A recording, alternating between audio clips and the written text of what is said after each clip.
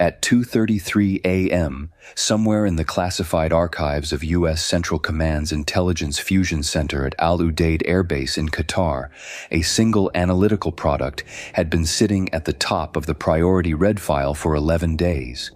It was a threat assessment, updated daily, that tracked the disposition and estimated readiness state of the IRGC Aerospace Force's Strategic Reserve Missile Inventory, the weapons that had not been fired in the opening salvos of Operation Epic Fury that had been withheld through 3 weeks of the most intensive American air campaign since the Iraq War, held in reserve against the specific scenario that the IRGC's strategic planning called the final leverage option.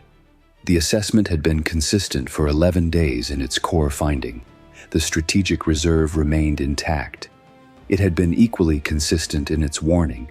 The conditions that would trigger the reserve's employment were a combination of operational desperation and political decision, and the intelligence indicators for both conditions had been moving in the direction of employment for the preceding 6 days. Udeid Air Base was not simply the largest American military installation in the Middle East. It was the brain of the entire air campaign. The Combined Air Operations Center inside the base's hardened complex coordinated every American combat sortie over Iran, over Yemen, over Iraq and Syria and Lebanon. The centralized command and control system that managed the most complex air campaign the United States had conducted since the Gulf War, with over 100 sorties per day, real-time weapons coordination across multiple theaters, and the communications architecture that connected every American aircraft, ship, and ground force in the theater into a single integrated picture. Without Udeid, the campaign did not stop. But without Udeid operating at full capacity, the campaign's coherence degraded in ways that took time to reconstitute and that created windows of reduced effectiveness that a competent adversary could attempt to exploit. The IRGC's strategic planning had understood this for years. The strategic reserve had been assembled and maintained for exactly this target. The weapons in the reserve were different from the short-range and medium-range systems that had been expended in the preceding 3 weeks. The IRGC's Kheibar Shekan, the Fortress Breaker, was a solid-fueled medium-range ballistic missile with a range exceeding 2,000 kilometers, a maneuvering re-entry vehicle that complicated the intercept geometry for any existing missile defense system, and a circular error, probable measured in meters. Solid-fueled, meaning it required no hours-long propellant loading cycle that would be visible to Space Force infrared. Ready to launch within minutes of receiving an execute order. The IRGC had also withheld a contingent of Emad missiles, liquid-fueled, but with maneuvering re-entry vehicles that the IRGC's guidance engineers had specifically optimized for the engagement of hardened facilities, after years of studying the publicly available technical literature on hardened facility construction. And they had withheld 19 Goddard 110 intermediate-range ballistic missiles, older in design but proven in accuracy, each carrying a warhead heavy enough that a direct impact on a reinforced concrete structure would transfer enough energy through the structure to compromise it even without penetrating it. 71 missiles. The entire reserve. Every weapon the IRGC had kept back. All aimed at one target. All timed to arrive within a 4-minute window. The targeting was the product of 18 months of work against Udeid specifically. The collection of commercial satellite imagery, the analysis of construction permits filed by Qatari contractors, the signals intelligence that had over years built a detailed picture of which buildings on the base housed which functions. The IRGC's targeting staff had identified 7 specific aim points within the compound whose simultaneous engagement would, in their modeling, produce a probability of greater than 70% that the CAOC's primary operations capability would be disrupted for a minimum of 72 hours. 72 hours of degraded American air campaign coordination.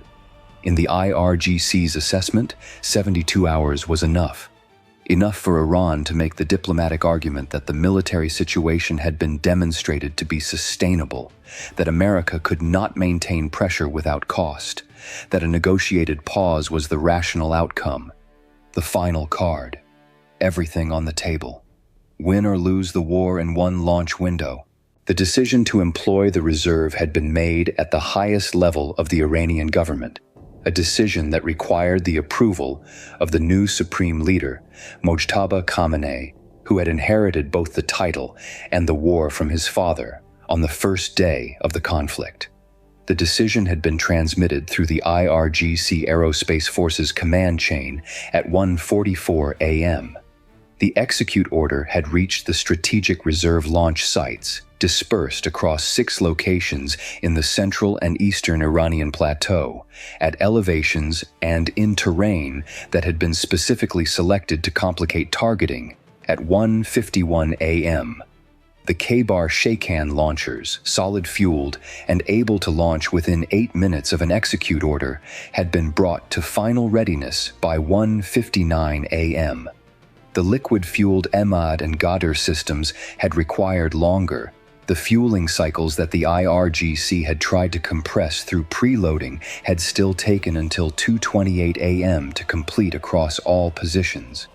At 2:33 a.m., the first Kheibar Shekan left its launcher.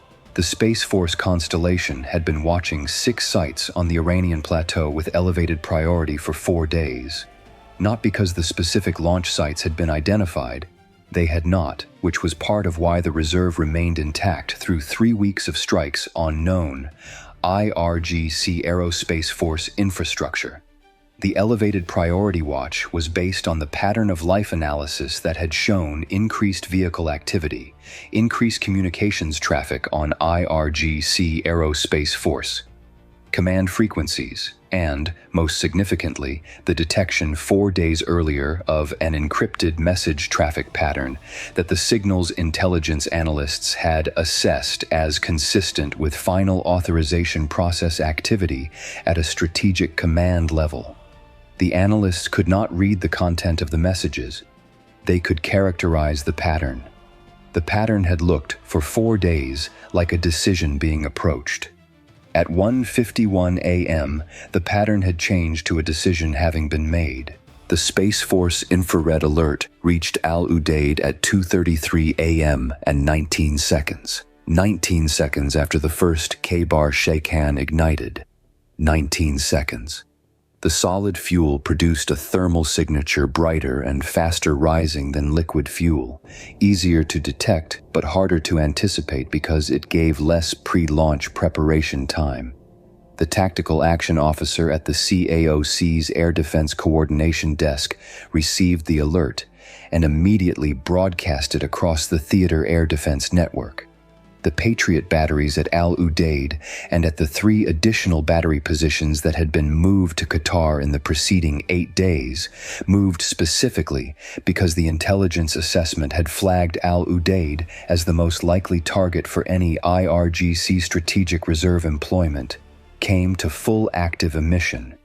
The THAAD battery at the classified inland Qatar positioned with its engagement geometry optimized for the Iranian plateau launch azimuths, began computing intercept solutions from tracking data provided by the Space Force Constellation before any of the missiles had reached radar-detectable altitude. What the defense had been given was 19 seconds of warning for a strike involving 71 missiles from 6 separated launch sites on azimuths spanning 112 degrees of azimuth. Not all of them would arrive simultaneously. The physics of launch timing, site separation, and missile performance created a natural dispersion in arrival times that the IRGC's planners had tried to compress but could not fully eliminate. The Kheibar Shekan missiles, faster, would arrive first. The Ghadir 110 contingent on the longest-range trajectories from the most distant launch sites in the eastern plateau would arrive last. The window between first and last arrival was 7 minutes rather than 4, a compression failure in the IRGC's timing coordination that the execute order transmission delays had produced. 7 minutes instead of 4 meant that the defensive architecture had 7 minutes to engage rather than 4. The difference was not trivial. The THAAD battery fired its first engagement at 2:41 a.m., 8 minutes after the initial detection, as the leading Kheibar Shekan missiles entered the upper engagement envelope on their descent toward Qatar. The THAAD's hit-to-kill interceptors addressed the Kheibar Shekan maneuvering re-entry vehicles in the terminal descent phase, the phase where the maneuvering is complete and the vehicle is in its final ballistic descent, where THAAD's engagement geometry is most favorable. 22 Kheibar Shekan missiles had been in the first launch wave. THAAD engaged 18 of them between 2:41 a.m. and 2:44 a.m. 14 confirmed intercepts. 4 survived the THAAD engagement layer, their maneuvering re-entry vehicles having executed course corrections during the terminal phase that had placed them at the edge of the THAAD battery's coverage arc at the moment of intercept attempt. The Patriot PAC-3 MSE batteries took the 4 survivors. The batteries at Al-Udeid and the 3 additional positions had been firing since 2:42 a.m. at the Emad and Ghadir missiles coming in on different trajectories, a simultaneous engagement problem that was stressing the battery's magazine states at a rate that the post-engagement analysis would describe as the most demanding sustained engagement the Patriot system had been required to execute in a single operational event.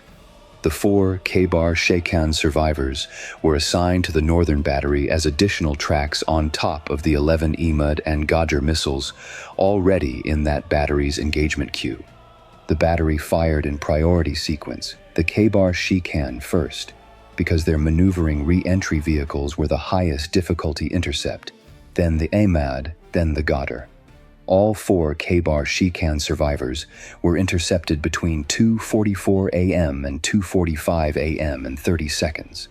The 4 Kheibar Shekan missiles that had been aimed at the CAOC's primary operations building ceased to exist as functional weapons at altitudes between 22,000 and 31,000 feet above Qatar.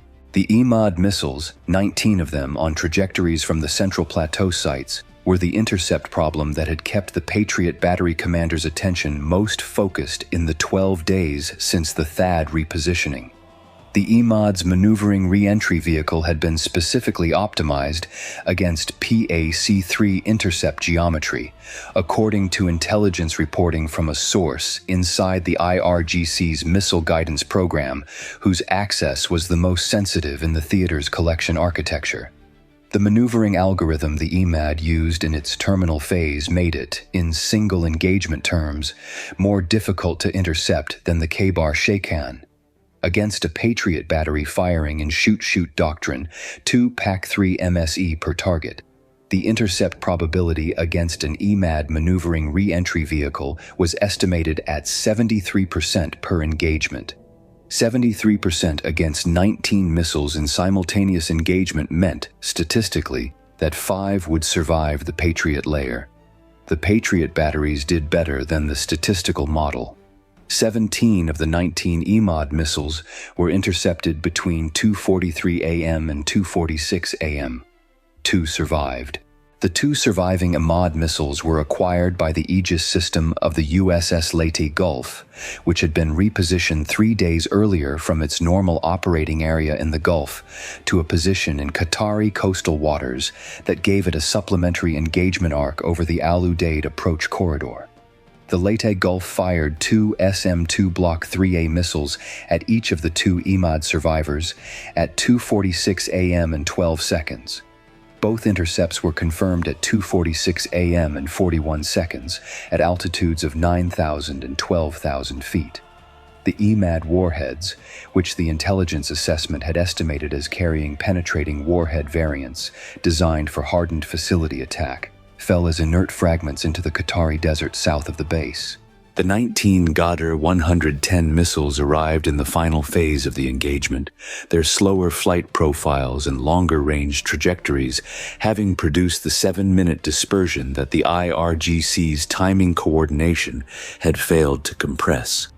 By the time the Ghadir contingent entered the terminal engagement envelope, The THAAD battery had reloaded its highest priority cells from the pre-positioned reload vehicles that had been parked at the battery site for exactly this contingency. 11 of the 19 Ghadr were engaged and intercepted by the reconstituted THAAD cell between 2:47 a.m. and 2:50 a.m. 6 were addressed by Patriot PAC-3 MSE. 2 were engaged by the Leyte Gulf SM-2 in the final seconds of the engagement window. All 19 were neutralized. 71 missiles. 71 neutralized.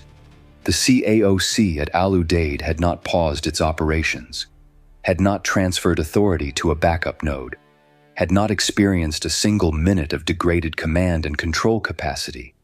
The operations staff inside the hardened CAOC building had heard the warning sirens at 2:33 a.m., had confirmed that the protective protocols were active, and had continued coordinating the night's strike sorties over Iran and Yemen and Iraq for the duration of the engagement.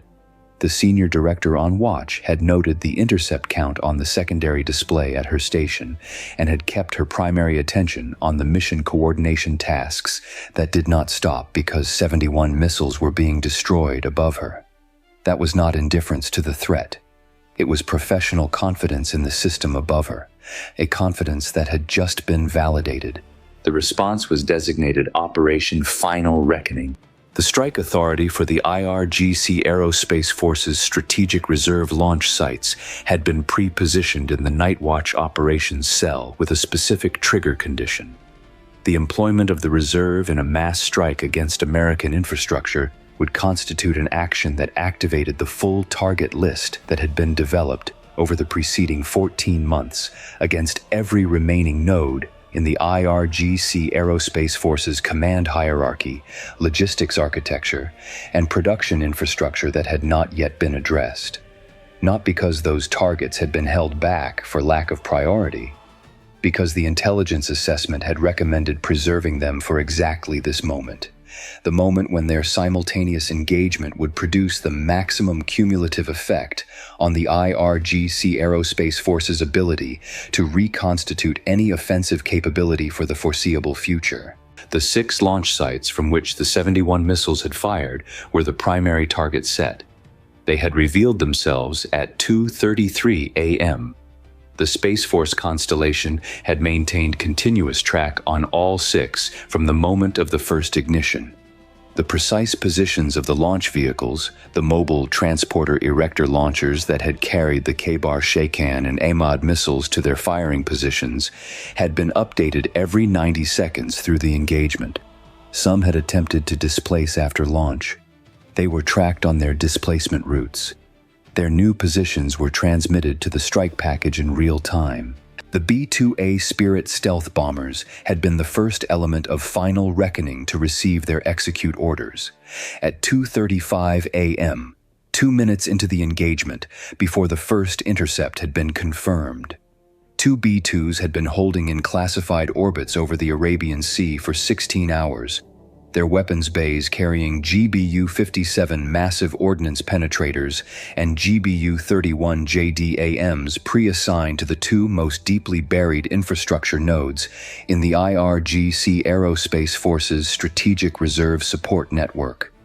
The hardened command bunker in the Alborz mountain range north of Tehran, from which the Strategic Reserve's launch authority had been exercised, and the propellant production facility at Shahroud that had manufactured the solid propellant for the Kheibar Shekan program. The B-2s turned toward their targets at 2:35 a.m. They would reach their weapons release points at 3:41 a.m. The F-35A package, 41 aircraft from 3 operating locations, was airborne by 2:47 a.m. Their departure time to reach the Iranian plateau launch sites at 3:15 a.m., when the IRGC's mobile launcher vehicles would have completed whatever displacement distance their 20-minute post-launch head start had allowed them. The Space Force tracking data transmitted to the F-35As through the secure data link made the displacement irrelevant.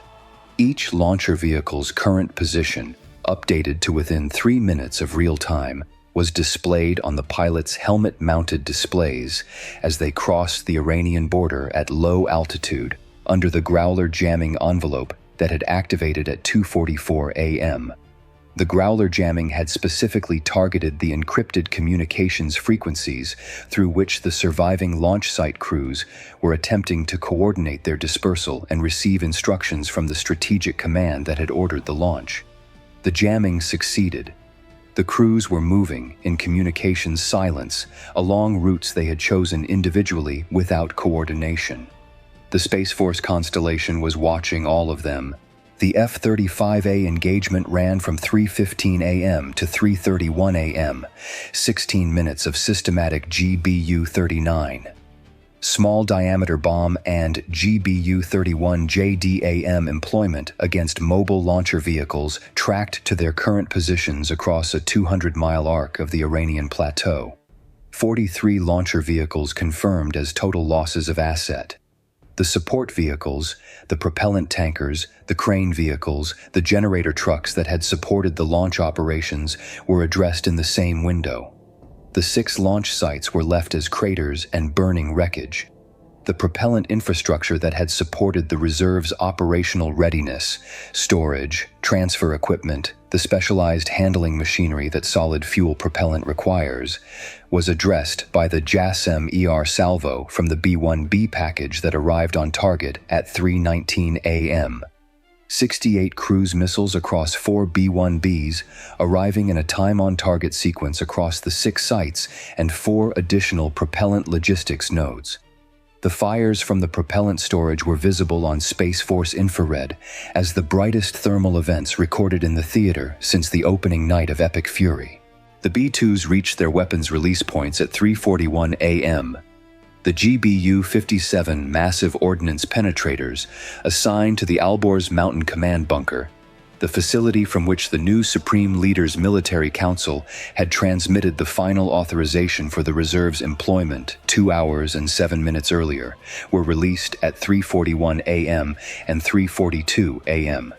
The seismic signatures, registered on monitoring networks from Ankara to New Delhi, measured 2.7 and 3.1 magnitude. The 3.1 magnitude event was the deepest penetrating GBU-57 employment of the conflict. The command bunker was assessed as rendered inoperable.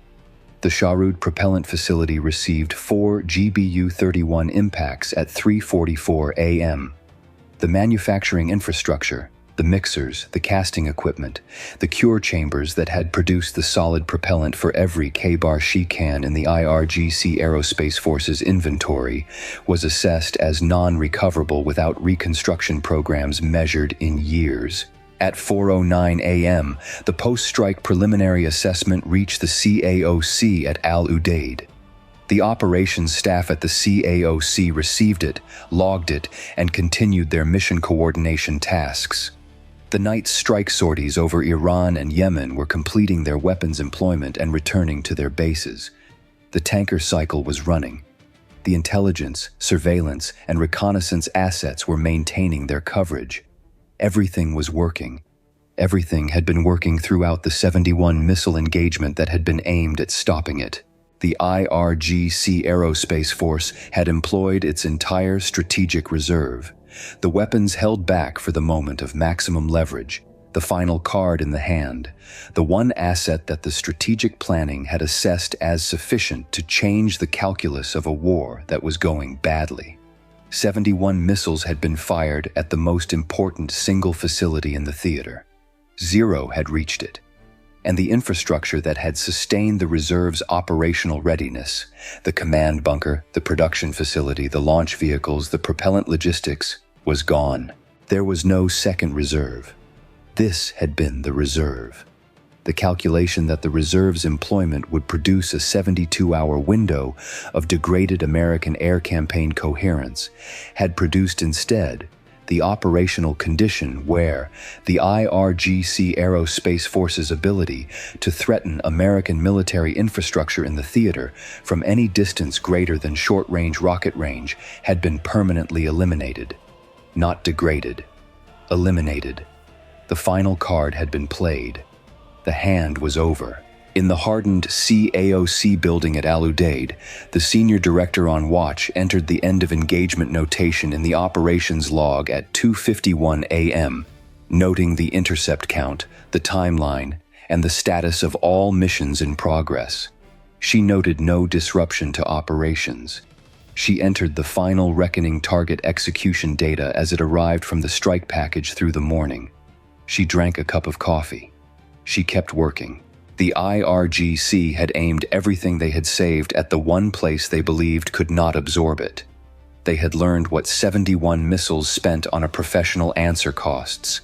It costs everything and buys nothing at all.